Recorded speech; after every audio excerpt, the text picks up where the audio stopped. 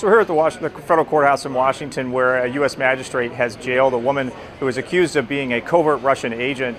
The woman, Maria Butina, appeared here before U.S. Magistrate Deborah Robinson, and she was arguing that she was not a flight risk and would not flee the country, but the judge disagreed based on evidence that was presented by the federal prosecutors, saying that if she was to get into a diplomatic facility, into an embassy or to a car, that the U.S. authorities would have no reason for her, no ability to be able to stop her from fleeing the country. Of course, she's accused of operating here in the United States for years as a covert agent, using her ties to gun rights organizations, including the National Rifle Association, to gather intelligence for the Russian government on U.S. political figures and U.S. politicians and political organizations.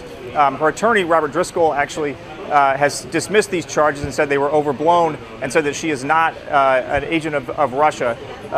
But today, we're seeing the judge heard some of the evidence that was against her and decided that there were no conditions that she could place upon her to make sure that she would show up for court. Now, the significance of this case is that this is one of the most recent cases that we've seen that accuses a Russian agent of being operating during the 2016 election. Now, it's clear to note that she was not, the charges were not brought by Special Counsel Robert Mueller. This does not, at this point, have any tie to allegations of Russian election interference. But what this case does show is that prosecutors say that she was sent here on behalf of a Kremlin official to gather intelligence on American political institutions, and in particular use her ties to gun rights organizations, including the NRA, to make friends and contacts with U.S. politicians with the intent of conveying that information back to Moscow.